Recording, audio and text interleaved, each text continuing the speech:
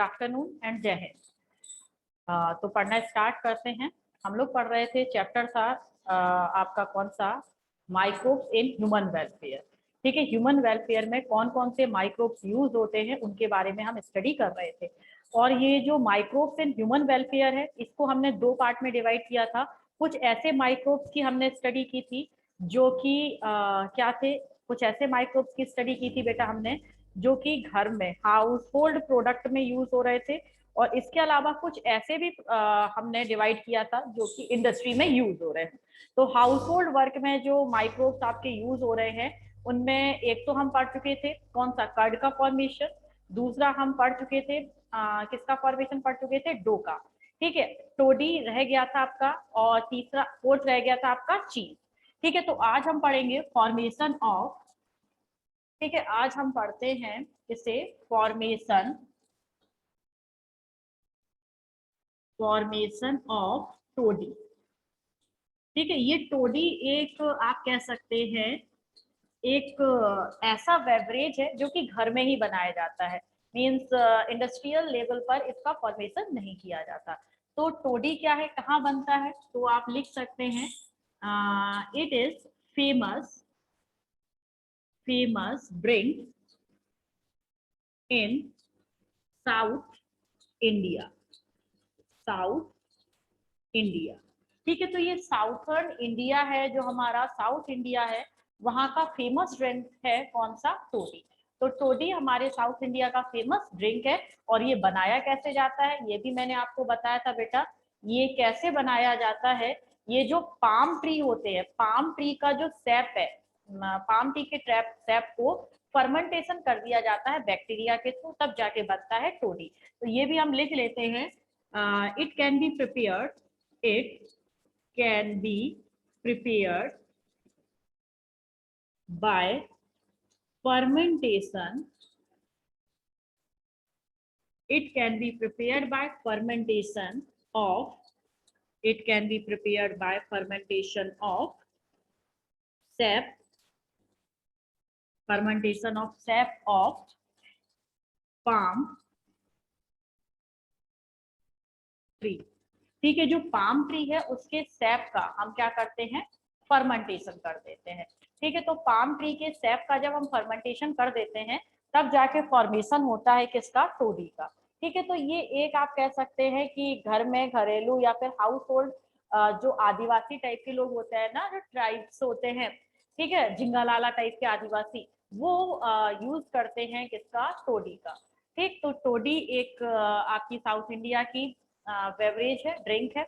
और इसे palm tree के सैप को फर्मेंटेशन करके बैक्टीरिया से फॉर्म किया जाता है। अब जो दूसरा है वो था फॉर्मेशन ऑफ चीज।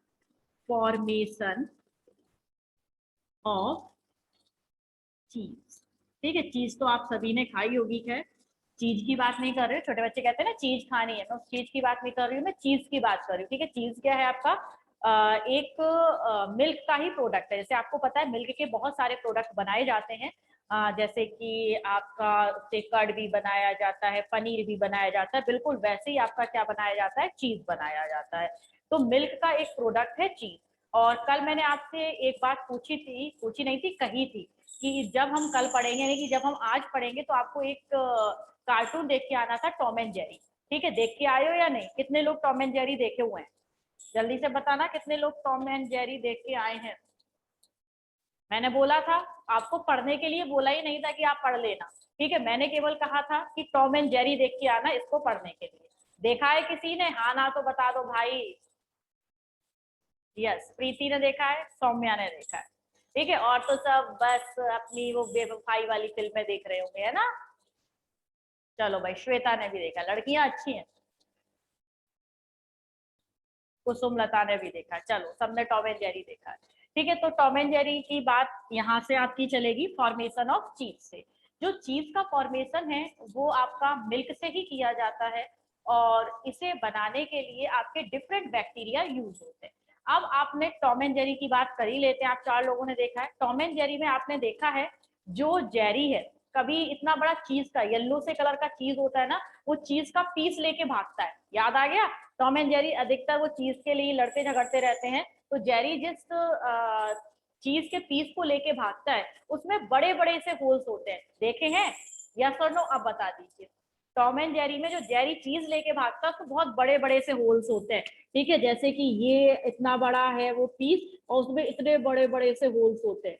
ध्यान दिया है कभी? ठीक है, बिल्कुल आपने ध्यान दिया होगा। देखिए, हाँ भाई, तो ये जो टॉम एंड जेरी वाली जो जेरी की चीज होती है ना, ये स्पेशल टाइप की चीज है और इस चीज को हम क्या कहते हैं? इसे बोलते हैं स्विस चीज। ठीक है, यानी कि जेरी क्या खाता है? स्विस चीज खाता है, स्विस चीज। ठीक है, बात समझ गए ना? तो जेरी कौन सा चीज खाता है? स्विस चीज खाता है। स्विस चीज और नॉर्मल चीज में क्या डिफरेंस है?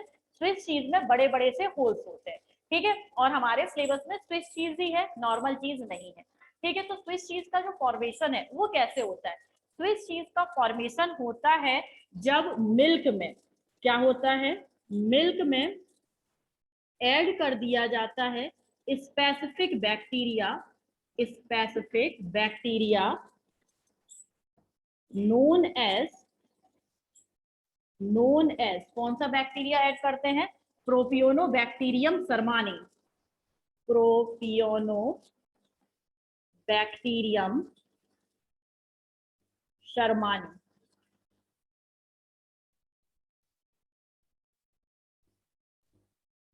ठीक है, प्रोपियोनोबैक्टीरियम शर्मानी इंपॉर्टेंट है। ठीक है, यहां से आपका ऑब्जेक्टिव बन सकता है, ध्यान रखिएगा। ठीक है, तो ये आपसे पूछा जा सकता है कि विच bacteria is responsible for the formation of Swiss cheese. तो स्विस चीज के फॉर्मेशन के लिए कौन सा बैक्टीरिया आपका रेस्पॉन्सिबल होगा? 4 ऑप्शन दिए होंगे, उसमें से राइट आंसर क्या होगा आपका? प्रोपियोनोबैक्टीरियम शर्मानी। तो प्रोपियोनोबैक्टीरियम शर्मानी क्या होता है? ये स्विस चीज के फॉर्मेशन के लिए रेस्पॉन्सिबल होता है। जो स्विस चीज है, सबसे पहले मिल्क लेते हैं, मिल्क में प्रोपियोनोबैक्टीरियम शर्मानी डाल दिया जाता है और प्रोपियोनोबैक्टीरियम शर्मानी क्या करता है? मिल्क में लार्ज अमाउंट में कार्बन डाइऑक्साइड गैस प्रोड्यूस करता है। ठीक है, फर्मेंटेशन की प्रोसेस तो करता ही है। ये क्या करता है? ये फर्मेंटेशन की प्रोसेस करता है, फर्मेंटेशन की प्रोसेस करता है और प्रोड्यूस करता है। क्या करता है? प्रोड्यूस करता है लार्ज अमाउंट में, लार्ज अमाउंट में कौन सी आपकी? Carbon dioxide gas. ठीक है, खूब सारी गैस प्रोड्यूस करता है और ये गैस है जब आपके मिल्क में से रिलीज होती है। मिल्क अब सेमी सॉलिड सा हो चुका होता है, जम चुका होता है, मिल्क का कोगुलेशन हो चुका होता है। इस कोगुलेटेड मिल्क से जब लार्ज अमाउंट में कार्बन डाइऑक्साइड निकलती है तो बड़े बड़े से क्या कर देती है? होल्स बना देती है। तो एक बात और आपको पता चली कि यहाँ पर ये इतने बड़े बड़े से होल्स का रीजन क्या है? इन बड़े बड़े से होल्स का रीजन ये लिखा है, लार्ज अमाउंट में कार्बन डाइऑक्साइड का फॉर्मेशन होना। ठीक है, तो प्रोपियोनोबैक्टीरियम शर्मानी फर्मेंटेशन की प्रोसेस करता है किसमें? मिल्क में, और मिल्क से लार्ज अमाउंट में कार्बन डाइऑक्साइड गैस प्रोड्यूस करता है और एक साथ लार्ज अमाउंट में कार्बन डाइऑक्साइड गैस जब सेमी जो कोगुलेट हो चुके मिल्क से एग्जिट आउट होते हैं तो बड़े बड़े से लार्ज साइज के होल्स बना देते हैं और यही लार्ज साइज के होल्स का प्रेजेंट होना चीज में एक करेक्टरिस्टिक फीचर है स्विस चीज का। ठीक है, तो ये आप स्विस चीज समझ गए। ठीक है, ये इंपॉर्टेंट है, ध्यान रखिएगा। अब देखिए, कभी कभी कुछ चीज होती हैं जो कहलाती है फ्लेवर्ड, फ्लेवर्ड चीज। ठीक है, आपने सुना भी होगा, इनफैक्ट आपने खाया भी होगा कि चीज में कुछ अलग अलग से फ्लेवर होते हैं, जैसे वेनिला वगैरह वगैरह वगैरह। ठीक है, कुछ अलग अलग कलर भी होते हैं, जैसे कि पिंक कलर की चीज है। ठीक है, येलो कलर की तो आपने टॉम एंड जेरी में देखी है, जो जेरी लेके भागता है वो येलो कलर की चीज होती है। तो अलग अलग कलर की, अलग अलग फ्लेवर की क्या होती हैं? आया, वेरी गुड। ठीक है, अलग अलग कलर की और अलग अलग फ्लेवर की क्या होती है बेटा? चीज होती है। ठीक है, तो इनमें फ्लेवर के लिए जो यूज किया जाता है, फ्लेवर के लिए यहाँ पर स्पेशली ध्यान रखिएगा, ये भी इंपॉर्टेंट टर्म है, दोनों ही इसके इंपॉर्टेंट है। स्पेशली हम एक फंगस यूज करते हैं।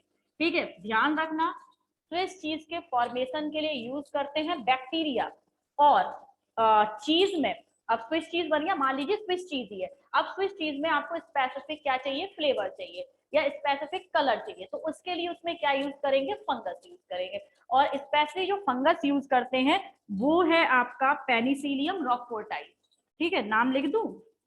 लिख देती हूँ, पेनिसिलियम रॉकफोर्टाई।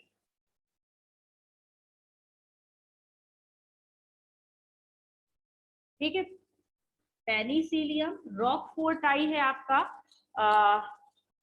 वो क्या करता है, चीज में स्पेसिफिक फ्लेवर के लिए रेस्पॉन्सिबल होता है। ठीक है, तो चीज में स्पेसिफिक फ्लेवर के लिए रेस्पॉन्सिबल कौन है, पेनिसिलियम रॉकफोर्टाई, ROQUEFORTI, रॉकफोर्टाई। समझ गए? तो ध्यान रखना, अगर क्वेश्चन आता है कि चीज में फ्लेवर और कलर के लिए रेस्पॉन्सिबल कौन होता है, तो फंगस है। कौन सी फंगस है, पेनिसिलियम रॉकफोर्टाई। और स्विस चीज के फॉर्मेशन के लिए कौन रेस्पॉन्सिबल होता है, तो वो होता है बैक्टीरिया। बैक्टीरिया का नाम क्या है, प्रोपियोनोबैक्टीरियम शर्मानी। ठीक है, चलिए स्क्रीनशॉट लीजिए, नेक्स्ट टॉपिक पर पहुंचते हैं।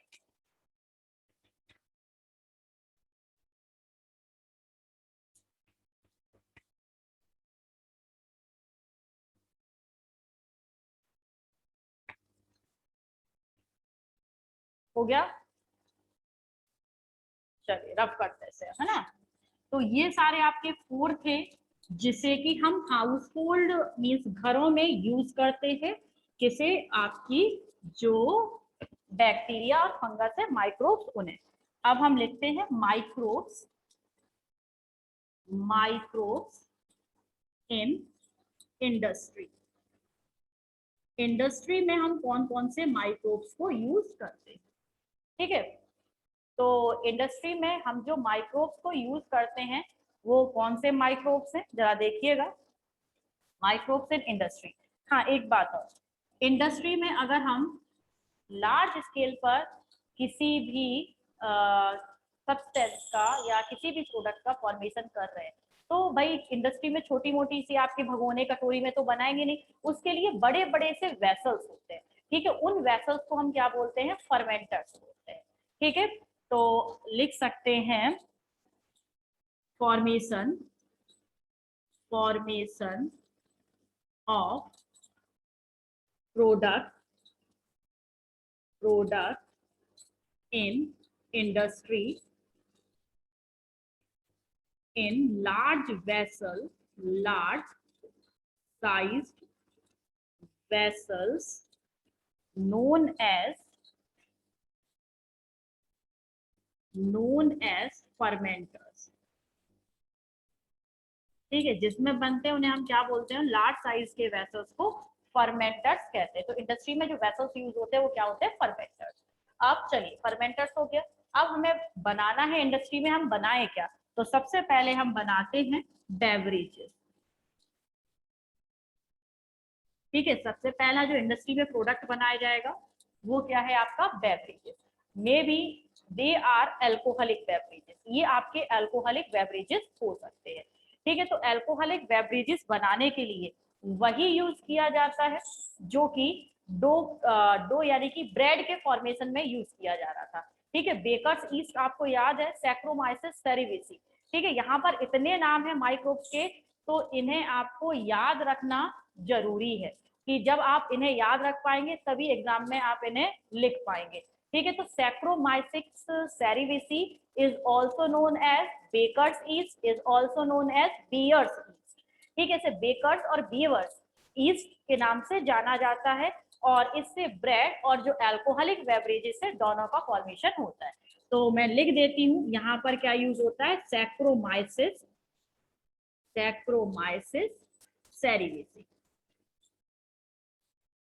ठीक है, सैक्रोमाइसिस सेरेविसी का यूज होता है एल्कोहलिक बेवरेजेस के बनाने में। और बनते कैसे हैं आपके, बाय फर्मेंटेशन। कौन सी प्रोसेस से, फर्मेंटेशन की प्रोसेस से। ठीक है, अब देखिए यहां से जो पूछा जा सकता है वो है जो एल्कोहलिक बेवरेजेस है, टू टाइप के होते हैं। टू टाइप के हैं क्या आपके, एल्कोहलिक, नॉर्मल बेवरेज की बात नहीं कर रही हूँ, एल्कोहलिक बेवरेजेस की। ठीक है, एल्कोहलिक बेवरेजेस में बियर वाइन और आपकी ब्रांडी, रम, ये सारी वोडका वगैरह वगैरह बहुत सारी चीज होती है ना। तो ये beer wine brandy rum whisky ये किस टाइप की होती है, ठीक है, तो ये दो टाइप की हैं। एक तो है आपका कौन सा, जिसे कि हम डिस्टिल्ड करके बनाते हैं, और एक होता है अनडिस्टिल्ड। ठीक है, तो ये आपकी कुछ कैटेगरी है, इन्हें जरा याद रखिएगा। कौन सी है, डिस्टिल्ड, डिस्टिल्ड, और कुछ है आपकी नॉन डिस्टिल्ड, ये पूछ लिया जाता है कि डिस्टिल्ड में कौन सी आती है और नॉन डिस्टिल्ड में कौन सी आती है। डिस्टिल्ड का मतलब जिनका डिस्टिलेशन हुआ हो।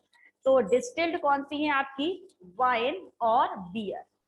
डिस्टिल्ड है कौन सी, अच्छा ग्रीन से नहीं लिखूंगी आपको दिखेगा नहीं, ठीक है, कौन सी है, वाइन एंड बियर। ये डिस्टिलेशन से बनाई जाती है, मींस पूरा फॉर्मेशन कर लिया, उसके बाद एक स्पेसिफिक प्रोसेस है जिससे कि प्यूरिफिकेशन करते हैं। तो प्यूरिफिकेशन की प्रोसेस है, डिस्टिलेशन मेथड से ने ऑब्टेन किया, किन्हें ऑब्टेन किया, लिखा हुआ है आपका क्या, वाइन और बियर। और जो नॉन डिस्टिल्ड है वो कौन सी है, विस्की, विस्की, ब्रांडी एंड रम। ठीक है, तो ये डिस्टिल्ड और नॉन डिस्टिल्ड याद रखिएगा। इनफैक्ट ये मुझे भी याद नहीं रहती, आपको बता दो, ठीक है। तो ये मैं भी इनको थोड़ा सा कंफ्यूज हो जाती हूँ, डिस्टिल्ड कौन सी है, नॉन डिस्टिल्ड कौन सी है, इनके क्या टेस्ट वगैरह में अंतर होता है। तो इनकी शायद जो पावर है ना, क्योंकि भाई यूज तो मैंने नहीं की है, तो जैसा लोगों ने बताया है, क्योंकि बुक में ये ज्यादा नहीं मिलता इनके बारे में डिटेल में, तो वो यही है कि जो डिस्टिल्ड और ये जो आपकी नॉन डिस्टिल्ड होती है ये ज्यादा नशीली होती है, ठीक है ना, ये वाली ज्यादा नशीली होती है, इनमें थोड़ी सी नशा कम होता है, कुछ ऐसा सुनने को मिला है। लेकिन कुछ ज्यादा डिटेल में पढ़ना नहीं है, आपको बस इतना याद रखना है, डिस्टिलेशन के मेथड से बनती है वाइन और बियर। और बाद बाकी जो विस्की ब्रांडी रम ब्रांडी विस्की ब्रांडी रम वोडका वगैरह है वो नॉन डिस्टिल्ड मेथड से बनती है। इसके अलावा जो अल्कोहलिक बेवरेजेस है, ये जो आपकी अल्कोहलिक बेवरेजेस है, इन्हें बनाने के जो मटेरियल है, ठीक है, इन्हें बनाने के मटेरियल भी अलग अलग है। कौन कौन से मटेरियल से बनती है, जैसे कि ये कॉर्न स्टार्च से बनती है, और कॉर्न स्टार्च से सबसे ज्यादा कौन बनाता है, अमेरिका। ठीक है, तो जो अमेरिका आपकी कंट्री है, आपको पता है अमेरिका में सबसे ज्यादा जो खेती है वो किसकी की जाती है, मक्का। ठीक है, पूरे वर्ल्ड में सबसे ज्यादा जो कॉर्न है वो अमेरिका में क्या की जाती है, ईल्ड की जाती है। तो अमेरिका क्या इतने भुट्टे खाता है, मक्के के क्या खाता है, फूले खाता है, मीन्स पॉपकॉर्न खाता है। तो ना तो वो पॉपकॉर्न बनाता है और ना ही वो क्या बनाता है, ना ही वो भुट्टे खाता, ना ही मक्के की रोटी, मक्की की रोटी और चने का साग, ऐसा कोई अमेरिकी नहीं खाता। फिर वो अमेरिकी इतना सारे अमाउंट में कॉर्न की खेती करके करते क्या है, वो वास्तव में कॉर्न से क्या ऑब्टेन करते हैं, कॉर्न स्टार्च ऑब्टेन करते हैं, और कॉर्न स्टार्च से बनाते हैं क्या, आपका अल्कोहलिक बेवरेजेस बाय फर्मेंटेशन। बात समझ गए। और इस अल्कोहलिक बेवरेज को ऑल ओवर द वर्ल्ड में वो सप्लाई कर देते हैं। तो इसको किससे बनाया जाता है, जो मटेरियल जिससे बनाए जाते हैं आपके अल्कोहलिक बेवरेजेस, उसमें मेन है कॉर्न स्टार्च।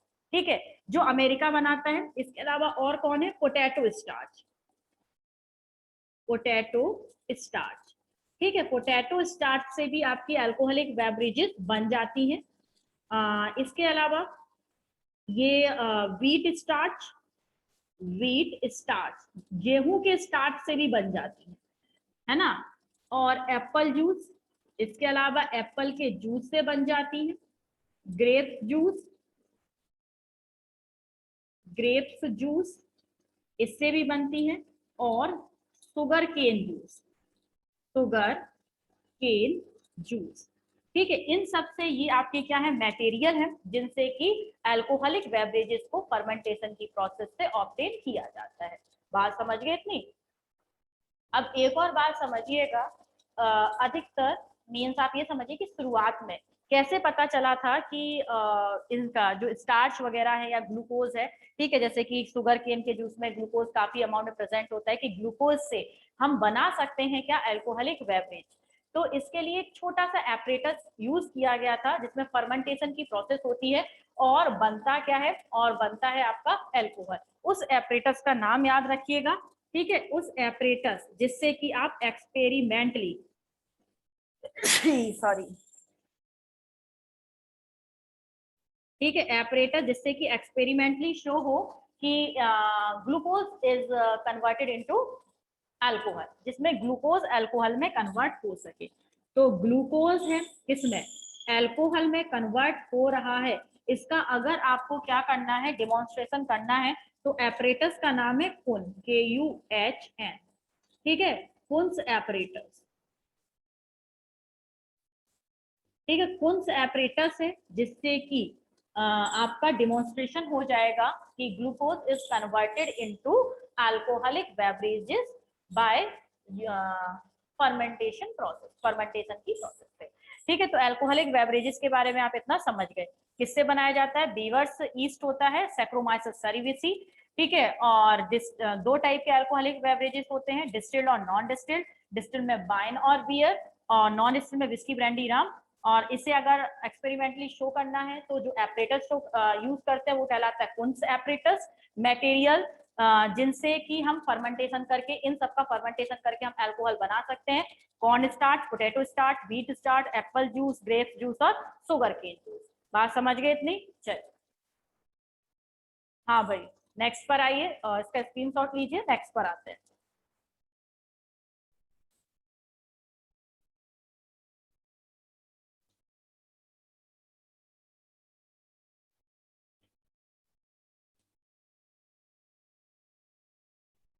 हो गया? आइए, तो इंडस्ट्री में हमने पहला पढ़ लिया। अब हम दूसरा पढ़ते हैं इंडस्ट्री में, formation of antibiotic. Important topic है फॉर्मेशन, फॉर्मेशन ऑफ एंटीबायोटिक। ठीक है, क्या करें हम? एंटीबायोटिक का फॉर्मेशन भी कर सकते हैं इंडस्ट्री में। अब आप जानते हैं एंटीबायोटिक क्या होता है, एंटीबायोटिक कैसे फंक्शनिंग करते हैं। तो एंटीबायोटिक क्या है, नाम से ही पता चल रहा है। एंटी का मीनिंग जानते हैं क्या होता है? अगेंस्ट। ठीक है, और बायोटिक का मतलब क्या होता है आपका? लिविंग ऑर्गेनिज्म, या फिर हम कहें माइक्रो ऑर्गेनिज्म, स्पेशली यहाँ पर माइक्रो ऑर्गेनिज्म। तो ऐसे सब्सटेंसेस जो कि against the micro organism work करते हैं वो कहलाते हैं क्या? एंटीबायोटिक। तो एंटीबायोटिक क्या है? एंटीबायोटिक्स आर दो substances which work against the micro organism, जो माइक्रो ऑर्गेनिज्म के अगेंस्ट में वर्क करते हैं। ठीक है, फंक्शनिंग शो करते हैं। अब ये माइक्रो ऑर्गेनिज्म के अगेंस्ट में कैसे वर्क करेंगे, क्या मैकेनिज्म है? ठीक है, तो ये माइक्रो ऑर्गेनिज्म के अगेंस्ट में कैसे वर्क करते हैं समझिएगा। Antibiotics, antibiotic can kill, antibiotic can kill the microbes or maybe stop या retarded the growth, retarded the growth of microbes। ठीक है, ये दो तरीके से काम करते हैं। ठीक है, जो एंटीबायोटिक है वो दो तरीके से काम करते हैं, या तो बैक्टीरिया को या जो भी माइक्रो ऑर्गेनिज्म है उसे किल करते हैं। ठीक है, क्या करते हैं?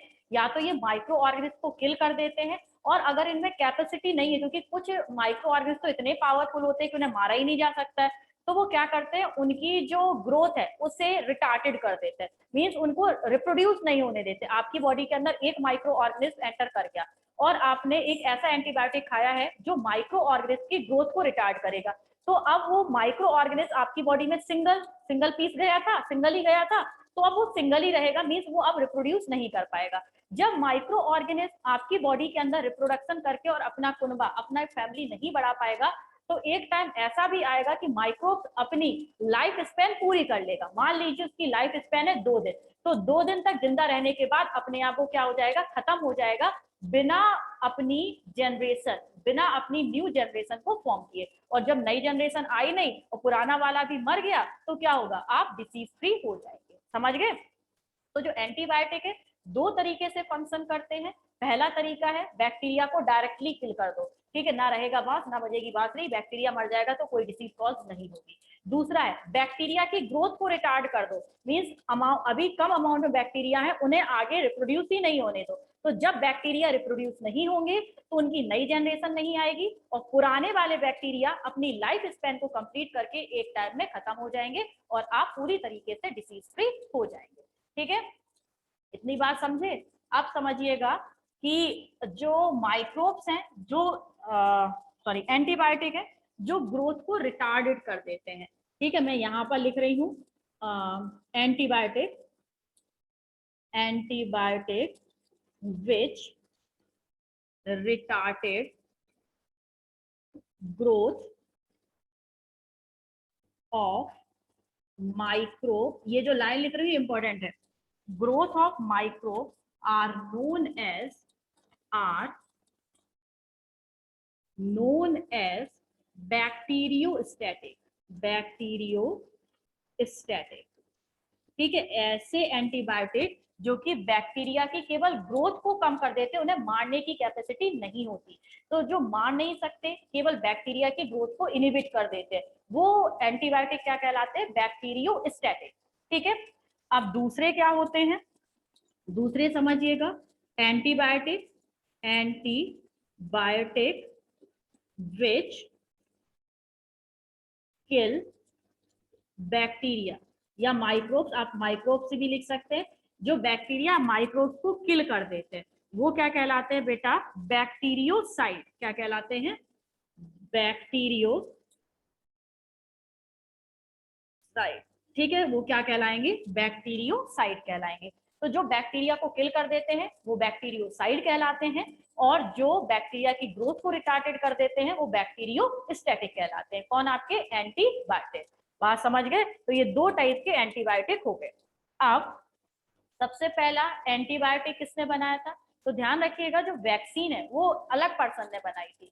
ठीक है, जो वैक्सीन है वो आपकी बनाई थी एडवर्ड जेनर ने। बच्चे बड़े कंफ्यूज होते हैं वैक्सीन और फर्स्ट एंटीबायोटिक में, और फर्स्ट एंटीबायोटिक बनाया था अलेक्जेंडर फ्लेमिंग ने। ठीक है, याद रहेगा। फर्स्ट एंटीबायोटिक की बात कर रहे हैं, तो फर्स्ट एंटीबायोटिक फर्स्ट एंटीबायोटिक किसने बनाया था? अलेक्जेंडर फ्लेमिंग ने। ठीक है बेटा, वैसे अलेक्जेंडर फ्लेमिंग का नाम आता है, लेकिन इनके साथ दो और साइंटिस्ट थे, एक का नाम था फ्लोरी, ठीक है, और दूसरे का नाम था चेन। तो फ्लेमिंग, फ्लोरी एंड चेन ने बनाया था। समझ रहे हैं? आगे बता दूंगी इनके बारे में, क्या किया था। तो फर्स्ट एंटीबायोटिक अलेक्जेंडर फ्लेमिंग ने बनाया था, करीब 1930 के समथिंग बनाया था। ठीक है, और इसका यूज, फर्स्ट जो एंटीबायोटिक है बनाया इनने था, और इसका यूज कहाँ किया गया था? सेकेंड वर्ल्ड वॉर में। ठीक है, कहाँ किया गया था? सेकेंड वर्ल्ड वॉर में इसका यूज किया गया था। किसका? एंटीबायोटिक का। और इसी कारण से सेकेंड वर्ल्ड वॉर के बाद 1945 में इन्हें इसी के लिए, एंटीबायोटिक के लिए क्या मिला? नोबेल प्राइज मिला था। ठीक है, और नोबेल प्राइज किसी के लिए से मिला था? मैं यहाँ पर प्लस करके लिखे दे रही हूँ। एक थे अर्नेस्ट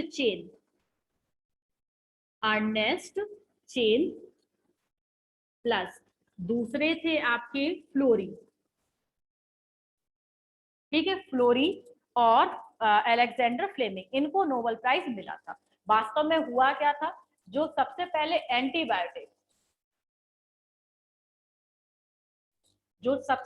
एंटीबायोटिक डिस्कवर किया था, वो डिस्कवर तो किया था अलेक्जेंडर फ्लेमिंग ने, लेकिन इस एंटीबायोटिक को कैसे यूज करना है, कैसे किसी पर्सन के अंदर इंट्रोड्यूस करना है, इंजेक्शन वैक्सीन कैसे बनानी है इसकी, तो इसके लिए पूरा फॉर्मुलेशन है वो दिया था आपका अर्नेस्ट चेन और फ्लोरी नाम के साइंटिस्ट ने। तो इन तीनों ने मिलकर, हम कह सकते हैं तीनों ने मिलकर फर्स्ट एंटीबायोटिक का फॉर्मेशन किया था, और वो फर्स्ट एंटीबायोटिक था कौन सा? आपका पेनिसिलिन। ठीक है, फर्स्ट एंटीबायोटिक अलेक्जेंडर फ्लेमिंग ने बनाया था, और उस एंटीबायोटिक का नाम क्या था? मारकर चला क्यों नहीं? ठीक है, उस एंटीबायोटिक का नाम क्या था? पेनिसिलिन। ठीक है, पेनिसिलिन बनाया था। बात समझ गए इतनी? चलिए, अब देखो एंटीबायोटिक में एक और बात समझ लो। फर्स्ट तो इन्होंने बनाया था, सेकंड किसने बनाया था? चलो, सेकंड एंटीबायोटिक है वो ब्लैक्समैन ने बनाया था। ब्लैक्समैन, ठीक है, ब्लैक्समैन ने बनाया था। और आपका स्ट्रेप्टोमाइसिन, ठीक है, स्ट्रेप्टोमाइसिस से स्ट्रेप्टोमाइसिन बनाया था। स्ट्रेप्टोमाइसिन, ठीक है, जो कि आपकी बैक्टीरियल डिसीज जैसे कि टीबी है, वुपिंग कफ है, इनके अगेंस्ट में ये वर्क करता है। ठीक, तो आप समझ गए फर्स्ट एंटीबायोटिक किसने बनाया था? अलेक्जेंडर फ्लेमिंग ने। सेकंड बनाया था ब्लैक्समैन ने। फर्स्ट एंटीबायोटिक का नाम है पेनिसिलिन, सेकंड एंटीबायोटिक का नाम है स्ट्रेप्टोमाइसिन। आप समझ रहे हो ना कितने टाइप के क्वेश्चन बन रहे हैं यहाँ से? ऑब्जेक्टिव टाइप, वन वर्ड है, और ये सब ऑब्जेक्टिव में जाएंगे ही जाएंगे। तो इनको नोबेल प्राइज कब मिला था? 1945 में मिला था। फर्स्ट एंटीबायोटिक का यूज कहाँ किया गया था? सेकेंड वर्ल्ड वॉर में किया गया था।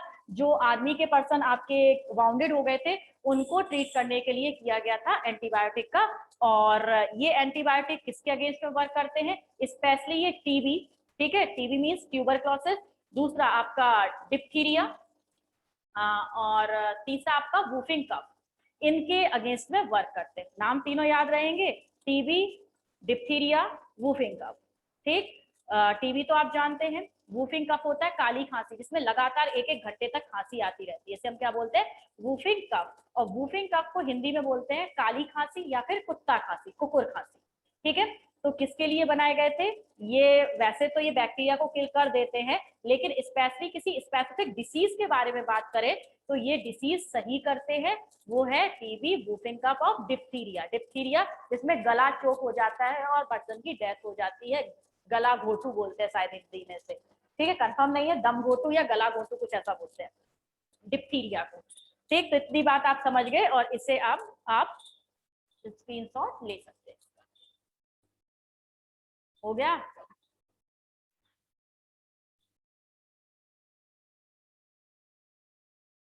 अब जो हमारा नेक्स्ट टॉपिक है, कौन सा वाला? फॉर्मेशन, किस तरीके से ये फॉर्मेशन हुआ था किसका? एंटीबायोटिक का।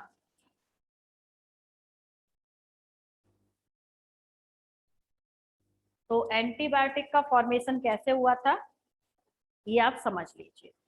तो सबसे पहले क्या था, जो फ्लेमिंग है, फ्लेमिंग अंकल है, मींस फ्लेमिंग नाम के जो साइंटिस्ट है, ये लैब में अपना कोई काम कर रहे थे, ठीक है, कुछ भी कर रहे होंगे, बैक्टीरिया वायरस कुछ ग्रोथ कर रहे थे, ठीक है। वास्तव में क्या कर रहे थे, ये एक बैक्टीरिया की ग्रोथ कर रहे थे, ठीक है, किसमें? पेट्री डिश में। मैं बना देती हूँ यहाँ पर, ठीक है, ये पेट्री डिश है और इसमें क्या कर रहे थे, एक बैक्टीरिया की इन्होंने क्या कर दी, ग्रोथ कर दी। ये जो रेड रेड रेड रेड है ये मैंने क्या बना दिए, बैक्टीरिया। और बैक्टीरिया कौन सा था? स्ट्रेप्टोकोकस, स्ट्रेप्टोकोकस, ठीक है, स्ट्रेप्टोकोकस बैक्टीरिया को ग्रो कर रहे थे। कौन? फ्लेमिंग बैक्टीरिया को ग्रो कर रहे थे, कोई अपना काम कर रहे थे, हमें नहीं पता उसके बारे में, कुछ भी डिटेल में किसी को नहीं पता, ना कि उनकी बुक में लिखा हुआ है, ठीक है।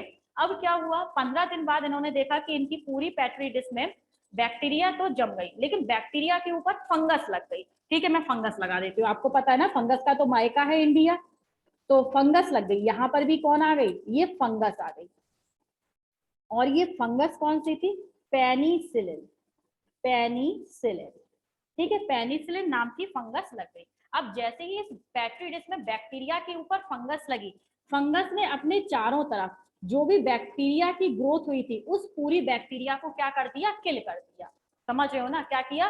पेनिसिलिन जहां पर भी ग्रोथ की थी उसके आसपास जितनी भी बैक्टीरिया थी, देखिए मैंने सारा रफ कर दिया, वो रेड रेड वाला, यहाँ पर सभी बैक्टीरिया को इसने क्या कर दिया, किल कर दिया, ठीक है। ये क्या हो गया, बैक्टीरिया को किल कर दिया।